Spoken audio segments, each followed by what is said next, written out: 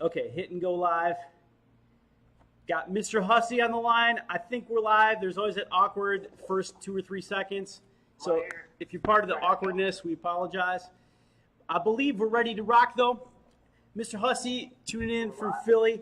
I got a Philly-style hat that I'm wearing today. I hope it's somewhat appropriate. No, go backwards with that real quick. You go backwards with these? Yeah, let me see. Ooh. Yeah. But you can't see the logo. You got to see the logo. Yeah, you gotta see know. Hold on. Are we getting one of them at the conference? I got one. I got like you want a Deer Hunter one? You want a United States one? I'm spending way too much money on hats. I think I do all day long. Seriously, Jay convinced me to drop $1,000 yesterday buying new hats. So I love it. Awesome. So that's actually, I think, what we're doing today. We are trying to help the loan officers of America figure out how to buy fancy hats. No, seriously. Yeah, that's it. Building a brand, right? You got the Huss Bus. I saw one of your social media posts a few days ago, and you had all these closings with all these clients. They all had your shirts. They all had your stickers. Most of them look happy. I didn't see any. 30 years worth of debt, so you know. I saw a lot of babies. I think you got I love babies. Yeah, awesome. But, so we're gonna try to keep you guys somewhat on track today. Baby onesie, there Dude, you go. that's I awesome. got it all here for you, Fish. That's awesome. So really though, the whole point of this hangout isn't to say like you guys need to go out and buy baby diapers and have T-shirts. The topic that you and I talked about is really based on you and I running together in similar circles, having similar friends, watching folks win, watching folks fail, and trying to come up with a way that we can be better for our families and our customers and all that kind of stuff, and kind of sort of be cool and enjoy our lives, right? Something like that. Yeah. So when I was talking to you before our call, I said, really, JP, if we can tell these people and give them some kind of basic idea or just a simple roadmap as to how you can maybe in 90 days get to the point where you can take an afternoon off and play golf and still run your business with a part-time assistant that's not costing you 80 grand, something that is in place because of the work you've done in advance to build digital ad sets, build a brand, be cool, record videos, all that kind of stuff. Something like that, right? Yeah, no doubt. So I know people probably won't get to the end of this video because we know all us LOs have ADHD, but I want to throw this is what I think about every day. I want to put this up. Can you see that? I love it. How do I get leads today? How do I sell those? How do I sell those leads today? How do I over deliver to those leads today? Yeah, so I wanted to show that up front because that's something I think about every day. Because our game is getting leads, right? Mm-hmm. But you got to nurture those leads, right? You have to over deliver to them. Because if you're going to be getting out there and being ballsy and having a logo and a brand or whatever you're doing, you got to back it up or your reputation is going to be shit pretty soon, right? Oh, yeah. Oh, yeah. So, I mean, there's I was just talking to your good buddy Evan about that last night. He's in a critical stage in his business. I'm like, you better make sure you're delivering, man. Bust your ass to deliver. I've hired LOs where I've screwed up is I've hired some LOs and they didn't have any loan knowledge, right? Mm-hmm. But they saw what maybe I was doing or a bunch of other people were doing with branding, and they were thinking, oh, this is easy. We'll just go brand and we'll blow it up. But 1 or 2 loans of not doing the right thing by the client, not having a good process in place, that can burn you real quick. And the branding doesn't mean anything at that point, right? So, yeah, we have to make sure we get leads every single day because that's how we're going to feed our family. But you have to over-deliver to them. So I just want to kind of make that clear because some people think that, you're just having a ton of fun, just throwing all this gear around, doing this and that. No, you have to have that process in place, right? So to kind of get back to your earlier question, and how I try to run my business personally is I mix it all. I mix business and personal, and it can get pretty crazy, right? But I think when you're working as a local lender, that's something you really have to think about. You really have to mix it all up in our type of business, real estate and loan side. So let's kind of jump off into maybe branding a bit, how someone can jump off in 60, 90 days from nothing fish. Is that fair? Yeah, that's perfect. You know, look, what would you do first? What are the critical steps? What did you do? What mistakes did you make? That kind of stuff. Yeah. So, I mean, I've known you for what, 3-4 years at this point, I would say? Yeah, about that, about 3.5 years. Yeah, so I got in the business 7 years ago. I started it at Wells Fargo before all the stuff in the news, right? That was a good spot for me, though, because I really got to understand loans. And I had a couple branches, and leads were coming towards me, right? So I started, and I built up my knowledge of how loans work, right? After What years actually were you there? 2011 is when I started in the loan business. Gotcha. Yeah, so got in at Wells 2011, spent, I guess, 2 years there. Decided I had to get out. I really wanted to be purchase driven because that's where we're going to survive in this business, right? No matter what. Refis are kind of gravy on top, how I look at it. So 2013, I've always had this idea of having a logo. I played in a band for a reggae band, if you can believe that, for a bunch of years, and I was always that guy making the logo and T-shirts and the business side of things. And I always wanted to run my business like a band, right? So 2013 came, and I said, why can't I have just my own logo? And I took some heat. If you work for a correspondent lender, you're going to take some heat if you bring your own logo in. But we got to figure it out. They just kind of don't bother me, I don't bother them type deal.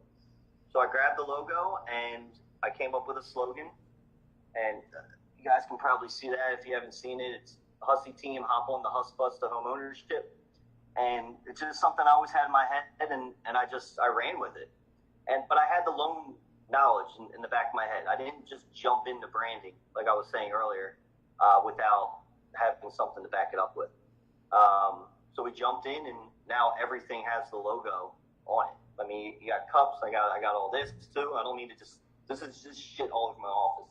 I don't mean to just keep throwing stuff out, but you're just getting it out there, and it doesn't have to be social media. I mean, you can walk up to any restaurant and say, "Can I throw my logo here? Can I give you whatever?" Just get your name out. Have a charity event. That's how I really started before social media got so big. Was doing some small charity events with my logo. So that really helps. And make sure it's different. That's the other thing I can say. If you're going to do the branding part of it, do not blend in. Be as different as you can. That's the only way you're going to stand out, is being different. It's that simple. You see a lot of slogans. Yeah, go ahead, Fish. So you didn't just be like, oh, I'm the DPA lender. You know, I can help you if you got bad credit, like everybody else does. Yeah, exactly. You have to stand out, or you're just going to fall in with the crowd, and you're going to wonder why it's not working, right? So get creative with that, but make sure, like, forget about loans for a second. Like, make your if you're going to go with the logo side, make sure it's you, what you are and your lifestyle, and mix it together, because people want to see the real you. That's who people are buying from. I know this is kind of like beating a dead horse. We've been talking about this for a while, but you got to be real. You got to be as real as you can. So that's kind of a little backstory of where I'm at now in 2018, and it's slowly grown over 4 years, and we've made a ton of mistakes, man. There's no doubt. I mean, there's maybe 3 or 4 people I've had to block on Facebook. So I'm like, and you know the loan business, whether it was your fault or not, they have a bad taste in their mouth, and I couldn't let it ruin my reputation, you know, whether it was my fault or not. Always try to make it. There's plenty of loans I haven't got paid on either. So I'm like, we got to make this right. And that was fine. That kept my reputation okay. So you're going to go through that to make sure your reputation stays in line, or you're going to have to start over and get a new brand, shave your head, and do all types of crazy shit. Yeah, I agree with you there. I remember talking to a friend of mine in a golf league, and I know you and I have that love of golf in common. And he was actually, Metro Detroit. He was currently working at Quicken Loans, and the guy that ran the golf league was one of the course owners. He was like, "Hey, Fish, you should hire this kid from Quicken. I know you play with the golf with him." And I started talking to the guy, and I'm like, "Look, not only you got to know your stuff, but if you make a mistake, you got to own it." And I'm like, for example, this other dude in the league came to me, and he wanted to do this deal, and we miscommunicated a little bit, and like I drove to the guy's house and I got all the documents, and I ended up shorting my branch, like you said. I mean, we really didn't get paid on the deal, but at the end of the day, the guy's still a good friend of mine. He still sends me contacts. I mean, he is an advocate for me. And if I had the Quicken Loans approach, the guy would have been pissed at me. He would have been like, "Oh man, you changed my closing costs. You changed the program." The reality was he didn't do something right, and I didn't ask him the right questions. But it still fell on me to own that and say, "Well, I should have caught this earlier, even though it was in one of my emails and it's on the checklist, and it's technically your fault." Other companies would perhaps push that back on the client and give them the bad taste in their mouth. But and remember, we're all local. Most people in this group, right, are local guys. Mm-hmm. So we can't just throw it on the client. You got to own it. And like you said, some of the best relationships you have came from when something messed up happened. Mm-hmm. I would bet a lot of people out there would think the same thing. Mm-hmm. I was just talking to my company owner on that. He's like, I've never missed a closing date and not ended up with a good relationship out of it. I'm like, that's crazy. He's like, yeah. I mean, like, I own it. I push as much as we can. I go to the closing. I shake everyone's hands. He's like, I usually get a referral out of missed closing dates. He's like, there's usually a reason. And as long as I own it and stand up and shine and give them a realistic expectation, they appreciate the fact that I wasn't like everybody else, Oh, yeah. And I don't want to say I have always been real with people, but once you start getting into this groove in this business and you're fully real, you're not full business mode person, and you're who you are. If something bad happens along the process, you're not as worried about it. You're going to come right back around and you're going to get it figured out for the client, and they're going to actually work with you as a team. Right. That's the whole reason I call this the Hussy Team. It has nothing to do about my team back here on the mortgage side. It's literally the real estate agents, the clients, and the mortgage team. We all have to work as a full team to get to the end. And that's what I pitch. I had a post about that the other day where I was trying to tell people where the Hussy Team comes from. Because literally I have an assistant. Yeah, we have a couple LLOs, but it's not this huge, gigantic team. It's really everyone in the transaction that's the team. So you hop on the Hus Bus, and then you get the hell off at the end. Nice. So I had promised to ask you a couple questions, and this is the part that I really like watching you do, and I've seen some examples. I haven't seen all of the examples, but you're really good at putting systems in place with video where your customers get videos from you telling them what to do next, telling them what to expect, identifying who the key points of contact are, all that kind of stuff. You've video marketed not just your upfront marketing and selling, but your process in your customer experience. So talk about that a little bit. Talk about kind of what went into that and how it works, and is it automated, or can you do it from your phone, and that part. I'm actually really curious as to what your thought process is and how you build it. So what I've done is I'll kind of take you through, like, if you were a new lead, Fish, if that's fair, right? Perfect. So I usually have my referral partners, client. I tell them to really text me with the client on there, introduce me, right? I'm using text so much more than anything else. I just got a new lead before we started talking, and they left me a voicemail, and I didn't even call them. I just texted them. When's a good time to talk, all that good stuff. So if you're not using text, you have to. We've been pushing this for so many years. You have to do it. So let's say you come over to me with text. I'll ask them, how do you like to be communicated to? Almost 99% are saying text is cool for now, right? Mm-hmm. I send them over a nice little paragraph asking them to go to my website so they can see all my branding. And I tell them where to go just to get some info from them. I don't call it an application. It's an info gathering stage. So then I can set up a customized pre-qualification form. That's the one term I'm really using right now. That's huge. That's huge. I see people posting all the time, like, well, they're going to my website, but they're not applying. People don't want to apply for a mortgage. They don't like mortgages. No. They don't. Nobody wants that. No one wants a mortgage, right? They want info. They want you to solve their problem. Exactly. So So you're going to come to, I use pre-app 1003. Not sure if you're using that still, Fish, or if you have something else. Yeah, I use it, you know, and I have people at my company that are like, oh, I use the company site. The company site works great if the customer's ready to move forward and they're sitting there and they're ready to apply. But pre-app, what I love about it is that it's kind of part of your sales process. So yeah, 100%. So I mean, it's not a full application. Mm-hmm. Pre-app, sometimes it pisses me off because I don't get all the info I can get, but I'd rather have it that way. Mm-hmm. It's a spot to collect social, birthday, employer information, but it's not everything, and it takes only a couple minutes for the client to do. And then that will allow me to re-engage the client, whether it is a phone call, email, or text, and tighten that application, or I said application, but tighten that info gathering stage up so I can do a customized pre-qual for them, right? And in that pre-app, I got a video. Mm-hmm. So right there's the first video, Fish. Your video's badass, too. I don't know if you changed it, but the last time I watched it, it was beautiful. It was beautiful. I've had it for over a year and a half now. Mm-hmm. And I literally took a script I wrote 3 years ago that I used for text and just set it through video. That was it. Mm-hmm. It was 10, 15 seconds. So they see me. I've yet to meet these people. I've yet to even talk to them on the phone, but they're seeing me already and who I am. They fill out their info, comes into my system, I pull it in.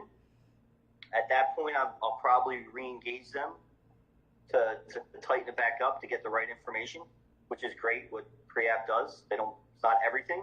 Re-engage, and then really give them a customized pre-qualification. This has been the game changer for me, man. This is the over-delivering part of the lead. This is where I'm asking them what's their comfortable budget, tax,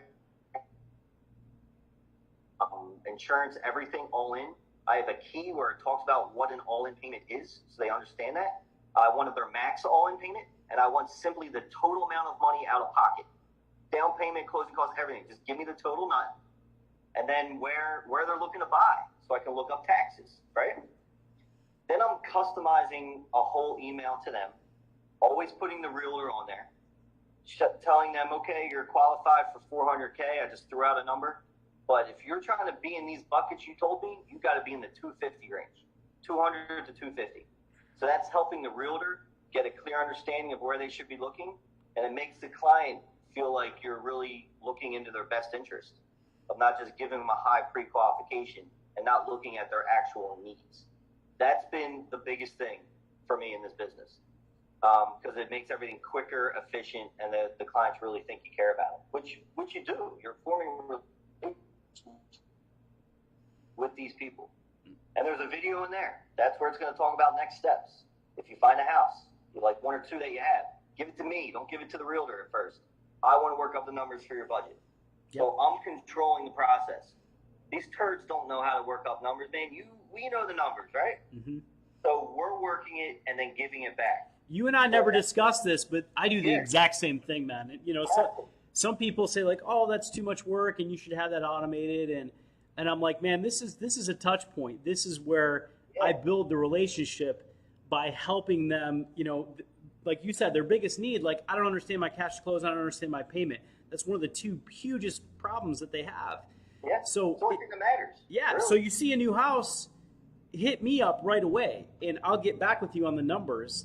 Mm-hmm. I don't know how you do it, but I've been doing it for a decade. You know, I was at Wells at once too, but I've got all my templates like hammered down and nailed down. So for me, when someone slings me a new house, it's just a couple minutes to plug in the taxes and make the changes in the purchase price, and bam, I send it back to them and the realtor.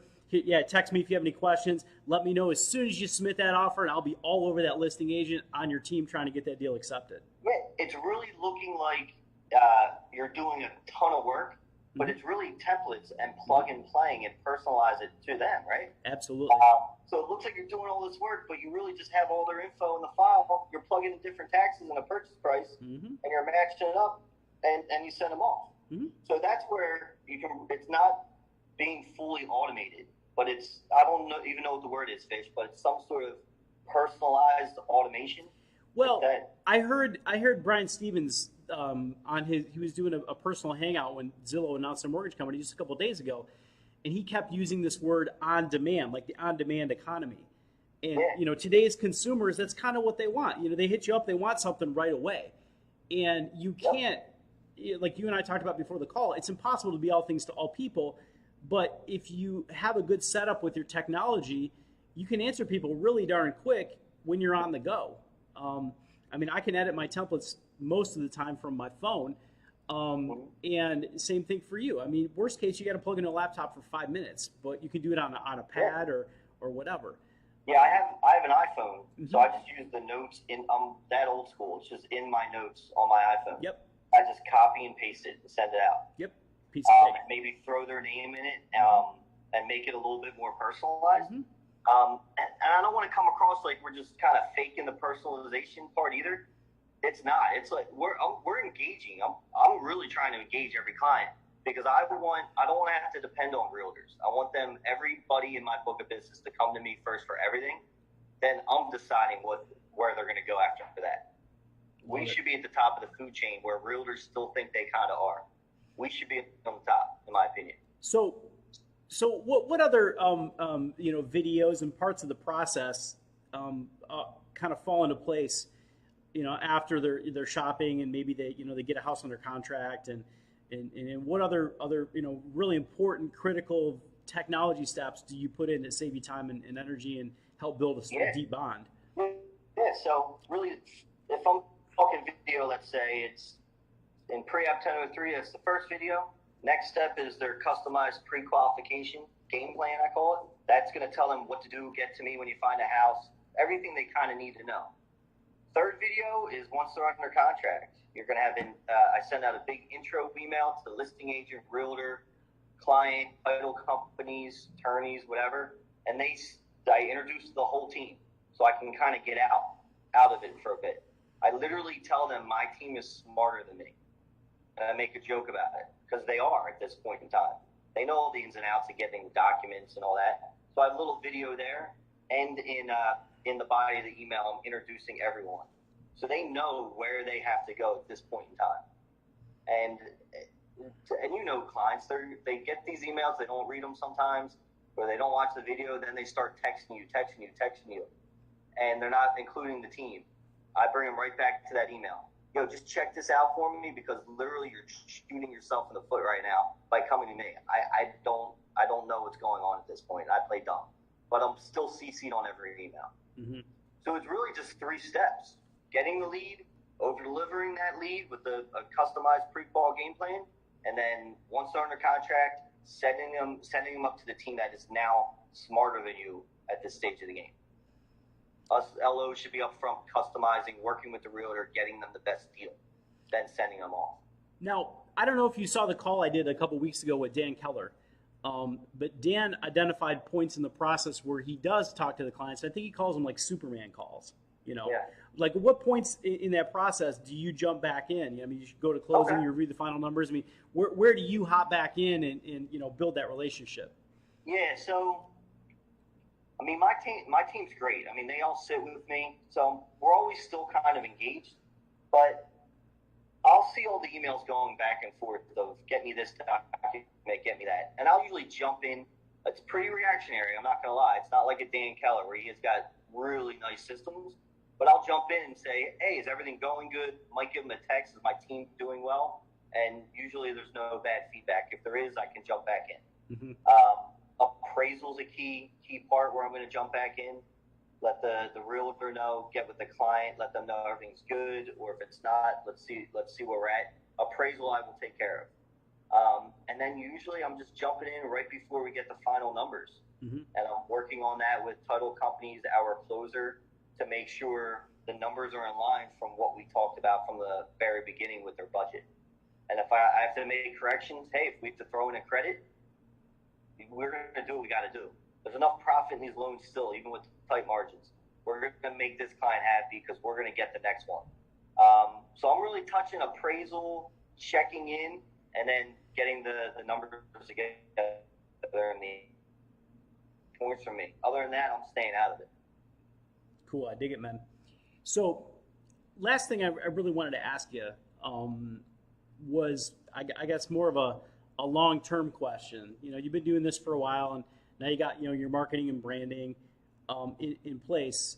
Where do you spend the majority of your marketing and sales energy these days? I mean, are you hitting up your past clients? Are you talking to more realtors? I mean, what really keeps the Huss Bus moving? Yeah. No, it's a good question. Dude, I have literally not called a realtor in 3 years. I just And can't. how many loans a month are you guys averaging? I would say right now we're comfortable in that like 15-ish range. So we're averaging, high 2s to mid 3s mil per month. Mm-hmm. I'm cool with that. I'm cool doing 30 to 35 of my own production. It's a great living, and I can go have a good lifestyle. I'm cool with that. They push me to grow a team. I'll get 1 or 2 guys that I like, and I'll bring them on. That's cool. So we're in that range right now. But hey, longer term, man, you see all these call centers going away. We're looking to maybe cherry pick a couple guys from call centers, right? That have very good loan knowledge, that can handle a big pipeline. And then we're going to coach them. Here's a 60 to 90 day organic marketing plan, which we figured out. It took us 4 years, but 60 to 90 days in your market. This is how you're going to organically grow. But in the meantime, we might use some strategies that you have or TJ has and funnel in some leads, because those are the type of leads they're used to dealing with. Mm-hmm. And that can at least get them going. Mm-hmm. So the plan for me right now is always to have my production. I have my younger brother who's probably going to come back with me, take over some of the Hussy team at some point. He's 25. He's going to be growing. He's at a good age to figure it out.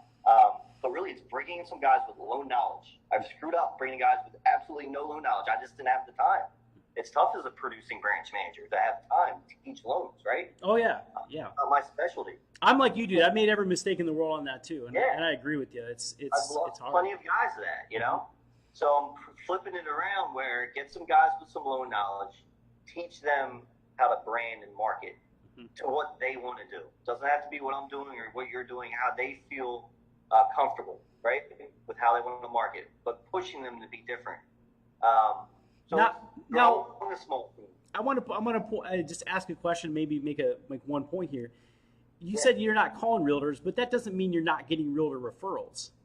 Yeah, it's a good point. Yeah, you still get a ton of realtor referrals.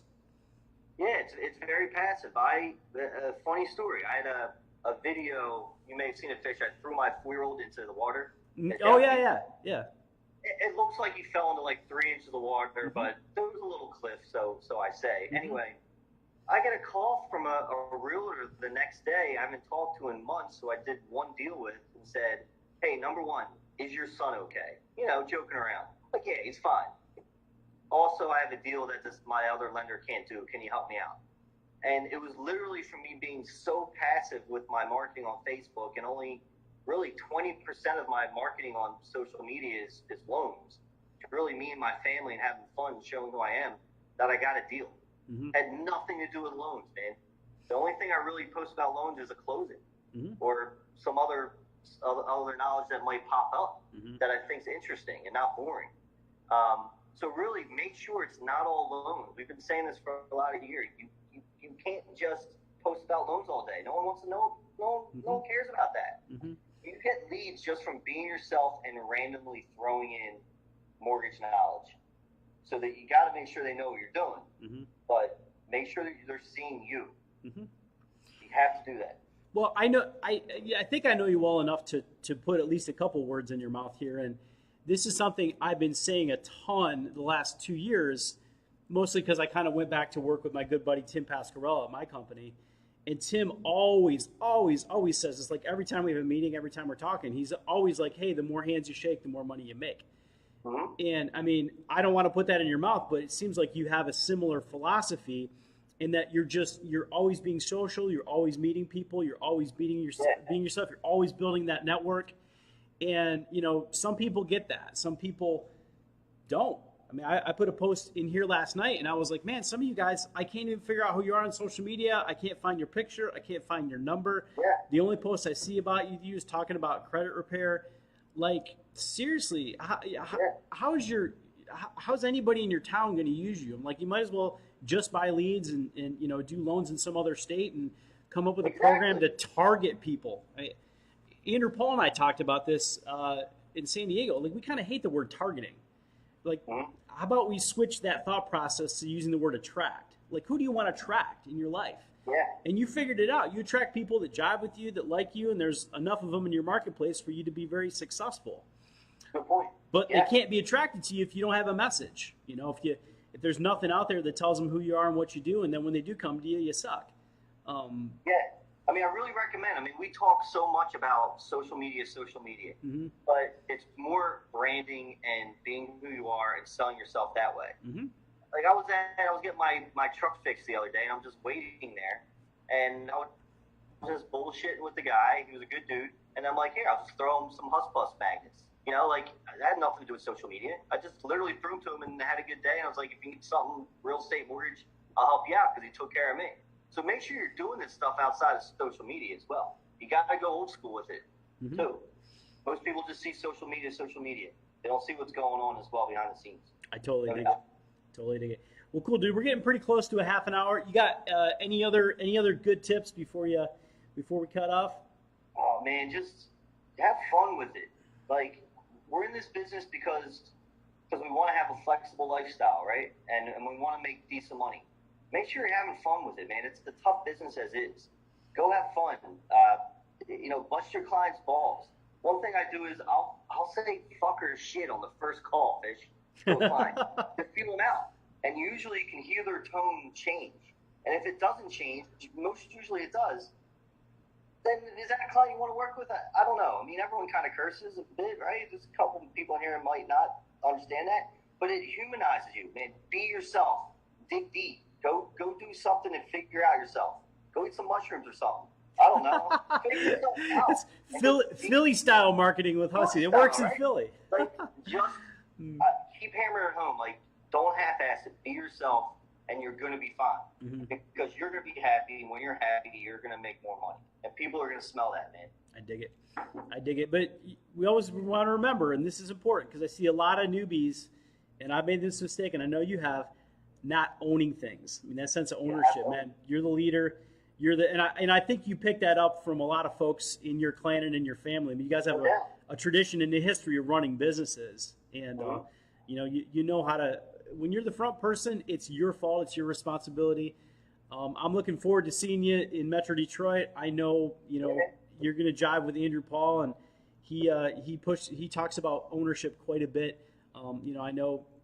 That comes from the SEAL days and Jocko's book and all that, but he's been pushing me real hard to kind of pay attention to what it means to own things and be a leader, and that's the one thing that you didn't talk about much, because good leaders are humble. But I want to just point out from what I watched, you have all those traits, and that's another key to success that some leaders don't want to talk about. At least good leaders, and they're not really going to share that because they don't they don't like to be.